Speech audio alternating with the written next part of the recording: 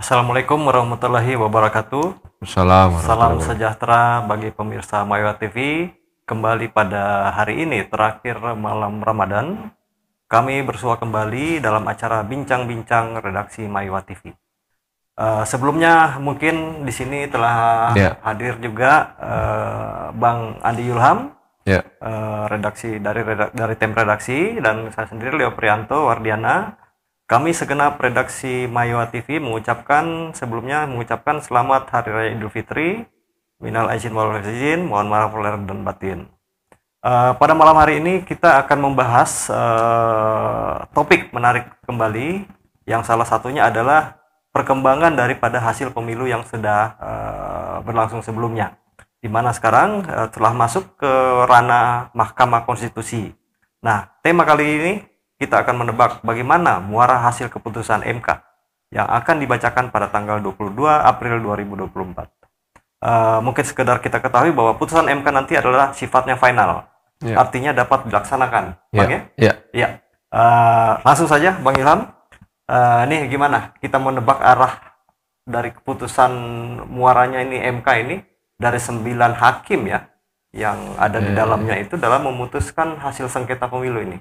Ya, sekarang 8 karena kan 8. Ya, okay, Hakim Paman Usman ini kan dinyatakan tidak boleh menangani kasus sengketa pemilu berdasarkan keputusan MK.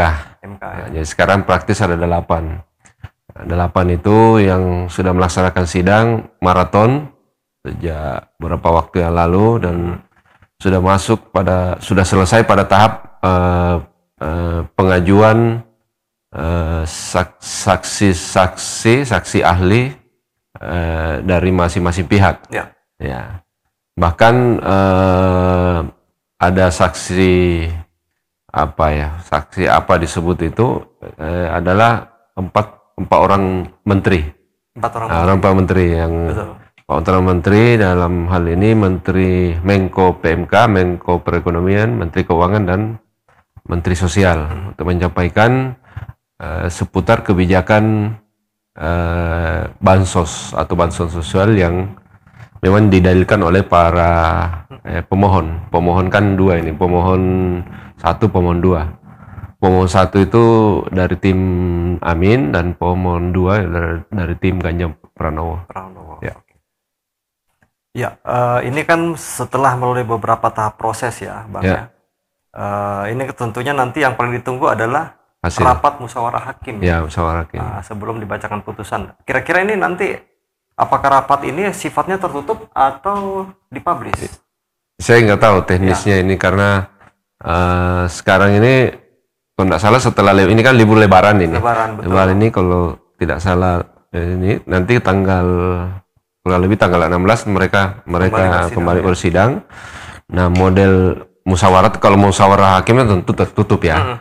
Tapi kalau misalnya ada lagi agenda lain yang misalnya kurang, mungkin agenda terkait saksi-saksi dan bukti-bukti yang diajukan oleh para pihak, baik pemohon maupun termohon. Betul. Nah, karena kan juga ada terakhir juga ada pemeriksaan DKPP. Ya. Uniknya bahwa baik pemeriksaan menteri maupun DKPP itu hanya hakim yang boleh bertanya. Sudah banyak pandangan tentang hasil penjelasan daripada menteri-menteri. Publik hampir seragam menyebut bahwa jawaban mereka adalah standar. Kira-kira masih normatif. Ya tentu kan sebagai pembantu presiden tentu dia tidak akan berani ngomong macam-macam. Tapi yang diapresiasi publik itu adalah keberanian, tanda kutip ya, keberanian Hakim MK untuk memanggil para menteri itu. Para menteri itu yang notabene ya tentu kalau seandainya pihak penguasa katakanlah tidak ikhlas, tentu akan jadi kesulitan. Jadi ini yang pemanggilan ini yang dijadikan dasar bagi orang yang berharap ini ada keputusan yang menguntungkan bagi pemohon, dijadikan dasar bahwa ini ada tanda-tanda. Ini ada tanda-tanda bahwa ada ada semacam arah bahwa akan dikabulkan permohonan. Karena kan permohonan ini kan yang didalilkan oleh pemohon adalah diskualifikasi setidaknya dua macam, diskualifikasi pasangan Prabowo Gibran dan atau diskualifikasi hanya Gibran saja dan dilakukan pemungutan suara ulang. Lalu begitu. Ya, ini menyangkut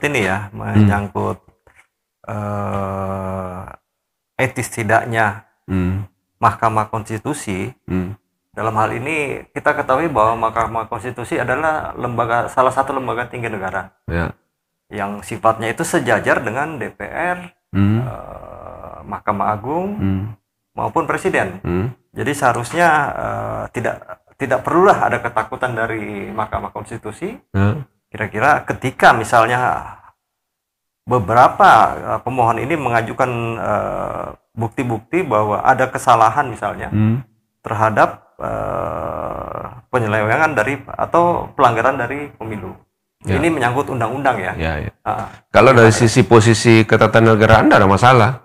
Yang jadi persoalan kan sebenarnya kan ada dari tanda kutip soal ada kekuasaan yang dibalik itu. Artinya ada potensi tekanan ya.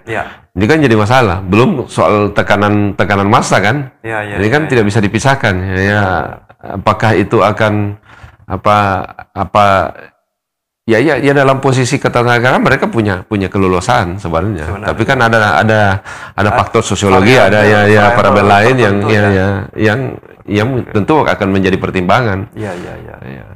Nah, ini kira-kira ini kan karena istilahnya ini kan di dalam MK sendiri kan tidak menggunakan, mungkin pemirsa perlu ketahui dulu bahwa di MK itu tidak mengenal yang namanya gugatan, namun mereka itu mengenal istilah pemohon pemohon. Jadi ini konteksnya beda dengan pengadilan biasa ya. Karena ini menyangkut bagaimana MK ini bisa menguji undang-undang yang sudah terbit dalam hal implementasinya dengan Undang-Undang Dasar 45 khususnya, Pak. Ya, khusus terkait yang gugatan yang berlangsung sekarang adalah yang dimohonkan adalah soal pelaksanaan undang-undang itu sendiri. Pelaksanaan undang-undang. Secara spesifik itu undang-undang. Salah satu contoh tadi soal kebijakan soal bansos. Soal bansos tentu. Kemudian soal dugaan cawe-cawe presiden. Nah, itu kan kalimat itu kan berulang-ulang diucapkan dalam sidang.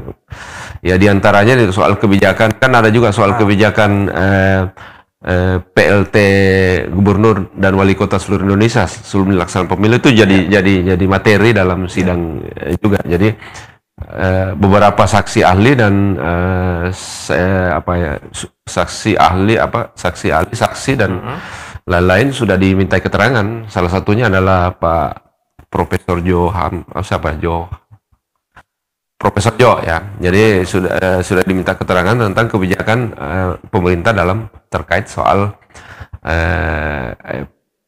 penentuan PLT gubernur seluruh Indonesia, gubernur dan bupati yang didalilkan oleh pemohon satu bahwa itu mempengaruhi kebijakan masing-masing PLT itu terhadap jalannya pemilu.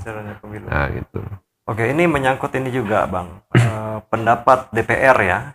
Salah satu sebagai hal yang paling dipertimbangkan oleh MK dalam hal ini dalam memberikan keputusan.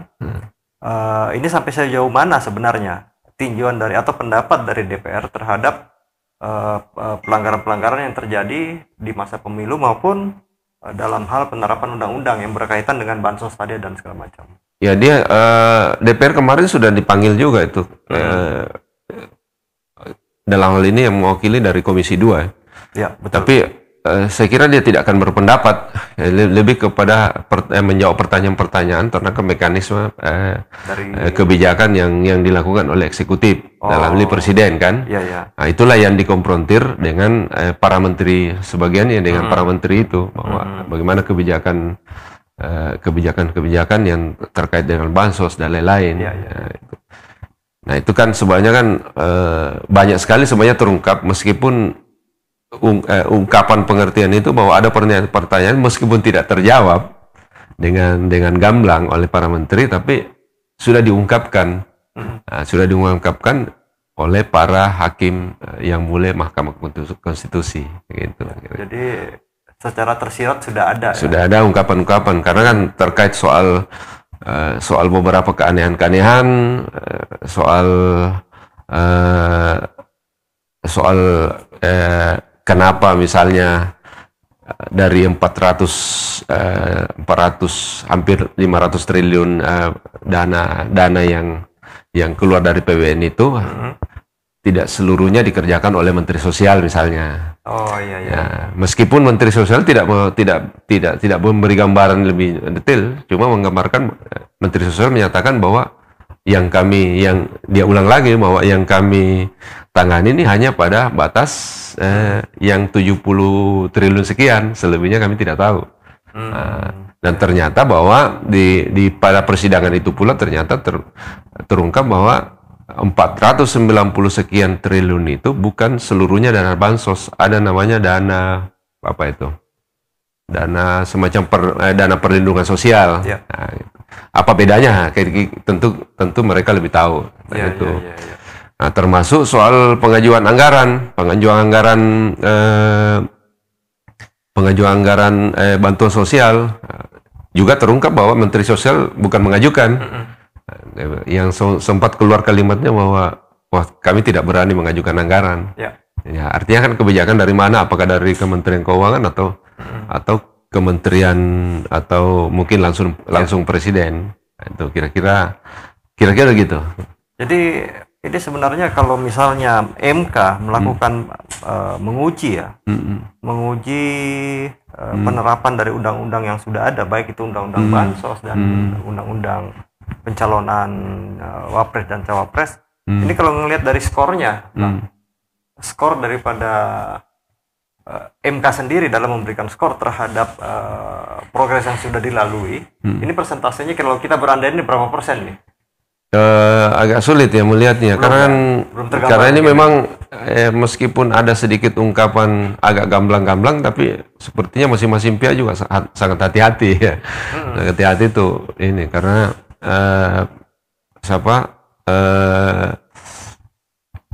ini adalah seperti yang disampaikan oleh salah satu hakim konstitusi Pak Arif Hidayat.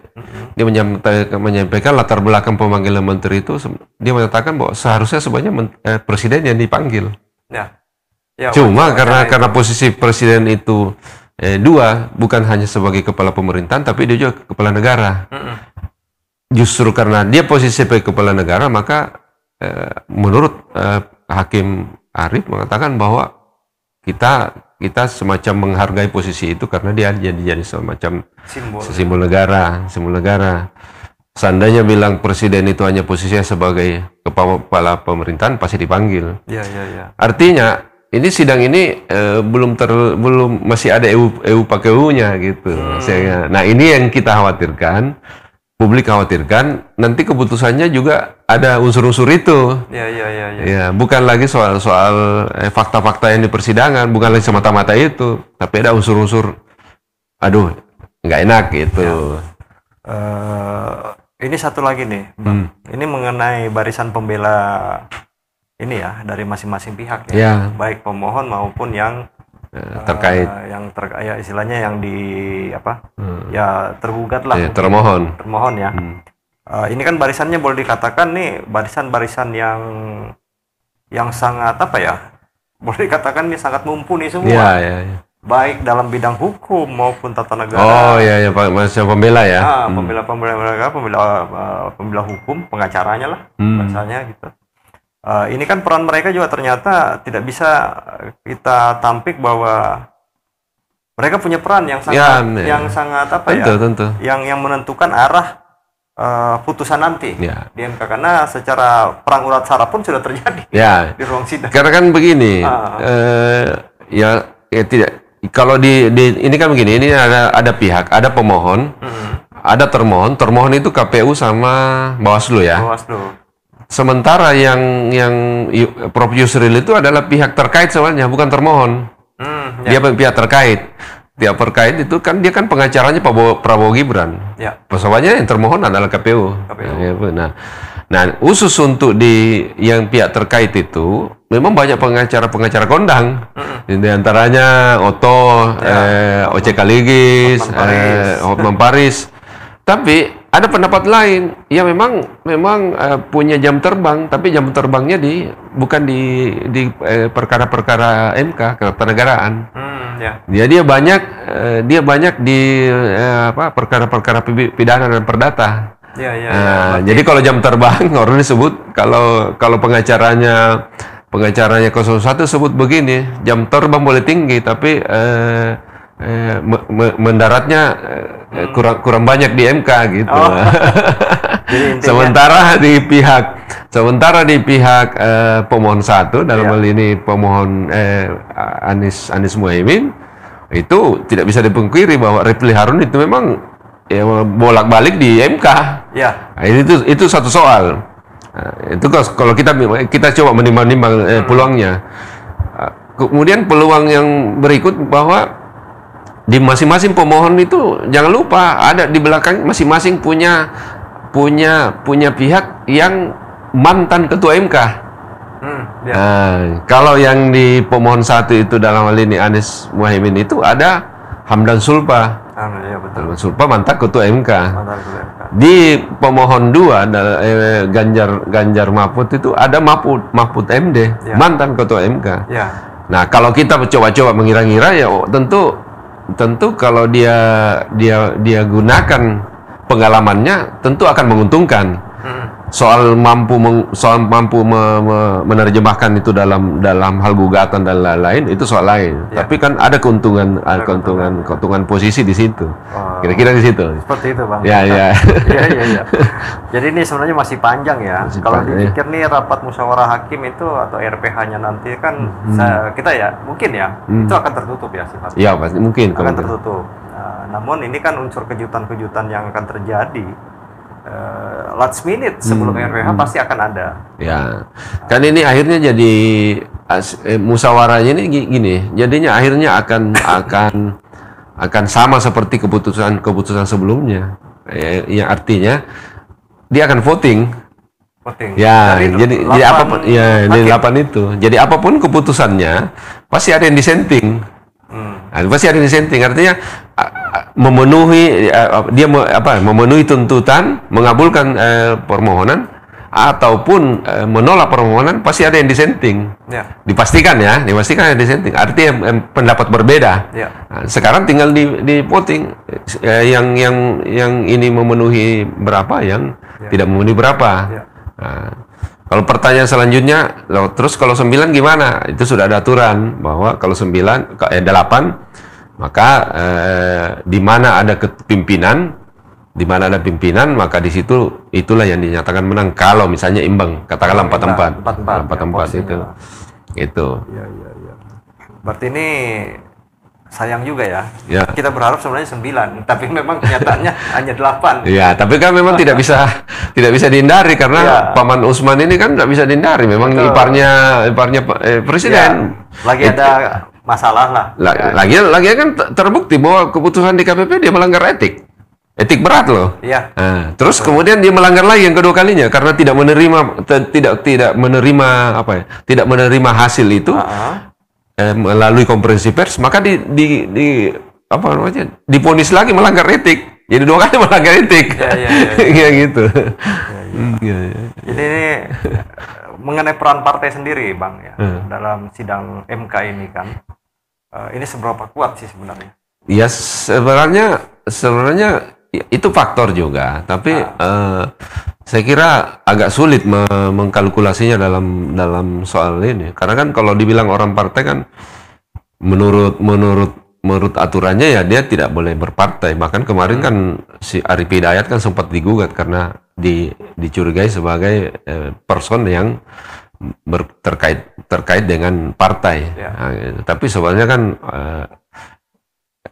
faktanya rata-rata hakim MK meskipun berlatar belakang partai, pada saat dia masuk ke MK dia harus mundur dari partai. Contoh sekarang ini kan salah satu yang paling kentara sekarang ada Asrul Sani. Asrul Sani itu kan dari P3. Ya.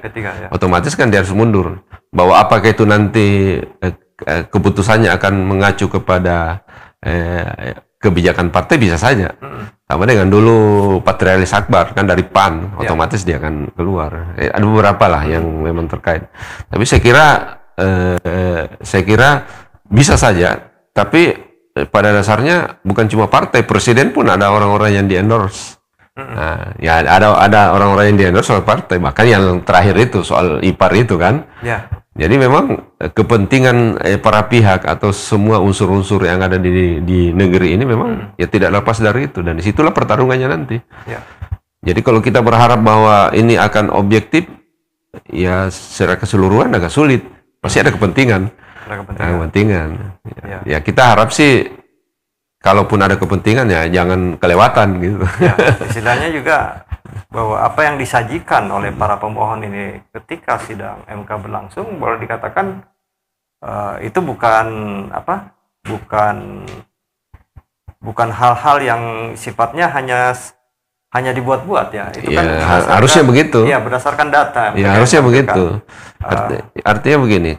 Kalau misalnya pemohon itu bisa menampilkan fakta atau saksi-saksi atau dalil-dalil yang sangat kuat, saya rasa meskipun subjektif katakanlah hakimnya tentu tidak akan ada alasan untuk menolak, kan bisa begitu. Betul.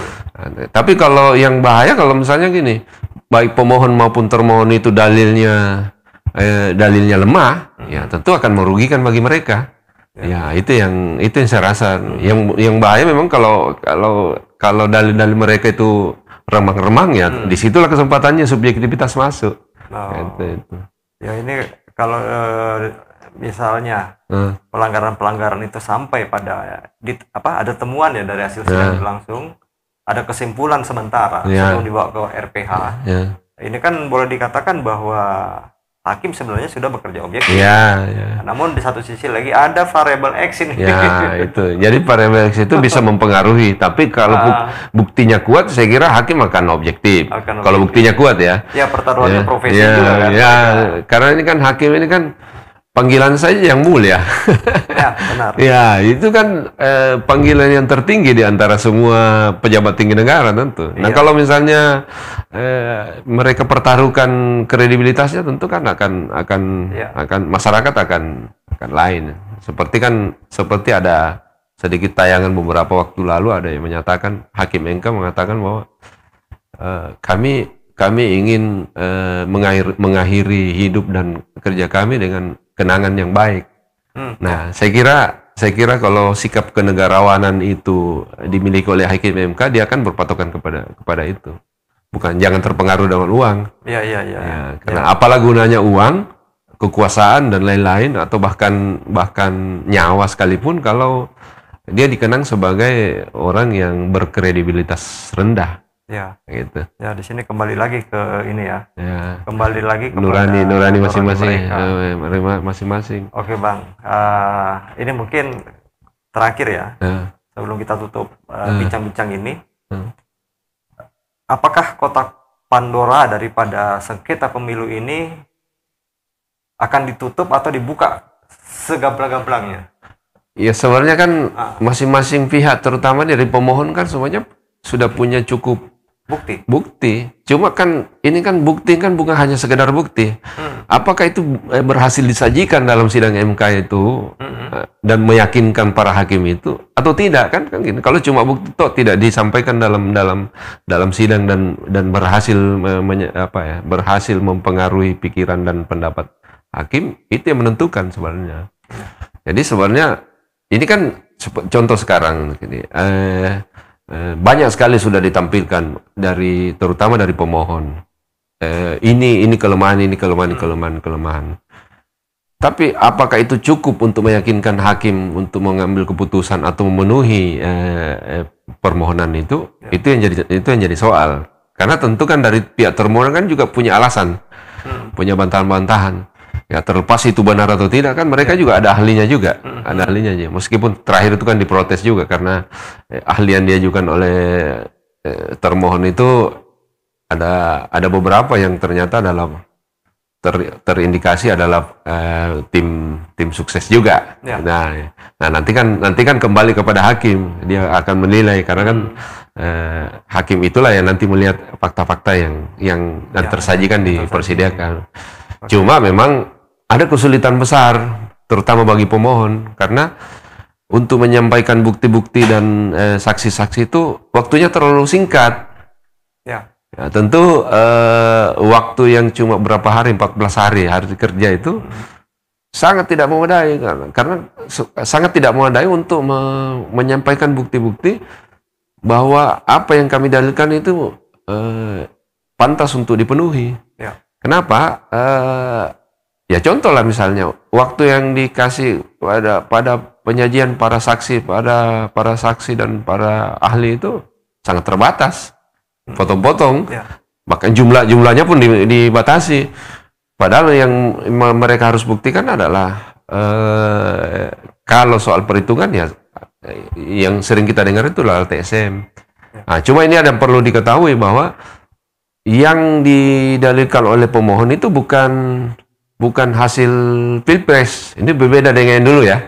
Ya, sengketanya, sengketanya bukan hasil berapa angka saya, berapa angka dia, bukan itu. Yang dijalankan adalah kecurangan, pelanggaran yang terjadi. Ya, pelanggaran. Jadi lebih ke substansi, lebih ke kualitatif, bukan kuantitatif. Kalau kuantitatif kan berapa jumlah angka Anda. Betul. Kan kemarin sempat itu Pak Otto itu mendesak kepada pemohon satu bahwa sebenarnya Anda punya hasil perhitungan Anda ini berapa, supaya dia bisa mengkanter bahwa kami ini sekian.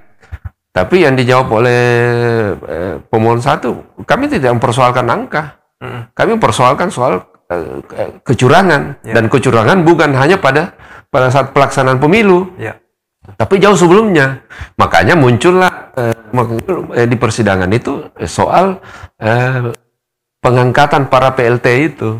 PLT kan 2 tahun sebelumnya kan sudah jalan ya. Itu dipersoalkan bahwa itu adalah bagian dari perencanaan, tanda kutip ya, perencanaan kecurangan pada berlangsung harian. Itu yang diadilkan. Sekarang terpulang kepada ini kan strategi ya. Ini kan strategi. Ya, kita tidak tahu apakah strategi itu menguntungkan atau tidak, tapi menurut perkiraan kita strategi itu ya pasti didapatkan salah satunya karena masing-masing pihak pemohon 1 maupun pemohon 2 itu punya orang mantan MK di situ. Ya, itulah yang Kang Leo tadi sebutkan. Kita di sini formasinya adalah para pengacara senior. Di sini mungkin tidak. Ya, tapi kalau di pemohon 2 kan ada Todung Mulya Lubis, ada siapa lagi, Henry Yosodiningrat, ada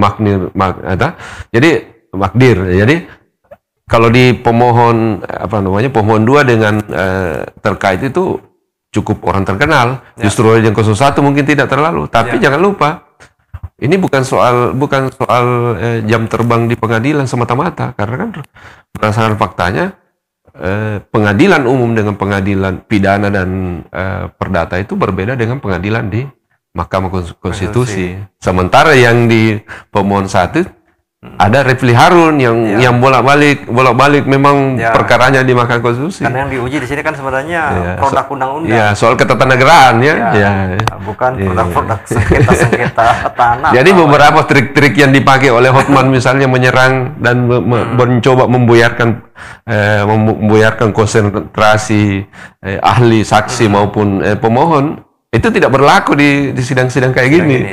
Iya. Karena berkali-kali hakim menegur, bahkan Hotman berkali-kali tegur. Ya udah, enggak usah berpendapat. Nanti kami menilai. Nah, kira-kira begitu. Nah, jadi ini memang menarik, kita tunggu hasilnya ini. Hasilnya ini apakah hakim tanda kutip berani memenuhi permohonan atau memenuhi tapi setengah. Atau bagaimana? Karena tentu apapun keputusannya semua ada risikonya.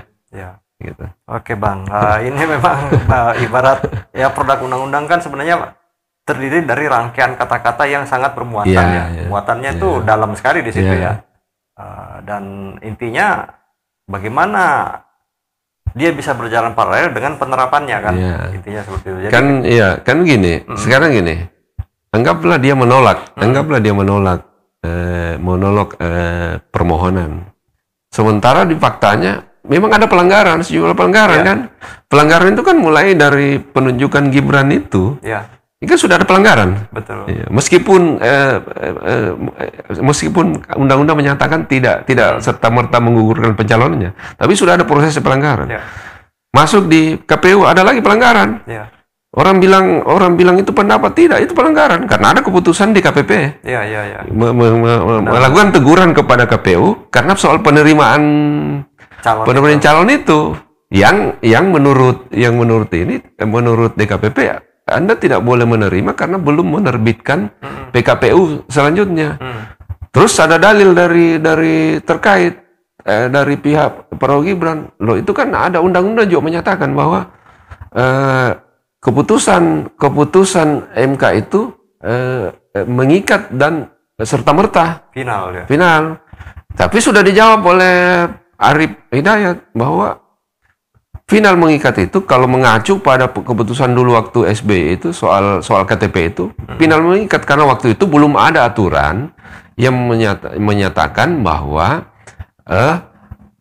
keputusan MK itu harus melalui keputusan MK itu untuk membuat PKPU harus melalui konsultasi dengan DPR. Jadi semuanya itu tidak berlaku. Tidak berlaku. Jadi keputusan sendiri. Jadi itu keputusan MK sendiri menyatakan bahwa kalau ada keputusan MK maka harus terkait pemilu maka harus dibuatkan PKPU. Peraturan KPU. Nah, sementara peraturan KPU berdasarkan keputusannya MK harus konsultasi dengan DPR. Nah, waktu itu kan belum ada PKPU yang baru. Dia masih pakai PKPU nomor 19. PKPU yang baru itu artinya ke PKPU yang lama itu masih menyatakan umur 40 tahun. Nah, di sini semuanya ini konflik hukumnya di sini jadi masalah.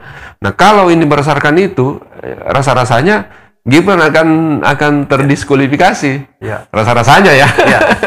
Jadi kan istilahnya begini, kewajiban MK sendiri seperti yang diketahui bahwa itu memberikan sebuah putusan atas pendapat-pendapat yang didengar daripada anggota dewan. Jadi dalam hal ini mereka punya hak independen MK memutuskan suatu apakah ini sebuah pelanggaran misalnya ataukah memang bukan pelanggaran itu setelah mereka mendengar pendapat dari DPR, tapi mereka independen di situ. Kan yang paling besar betul. Tapi kan yang paling besar di situ adalah ini KPU itu menerima pendaftarannya Prabowo Gibran itu saat belum ada peraturan, belum ada revisi PKPU.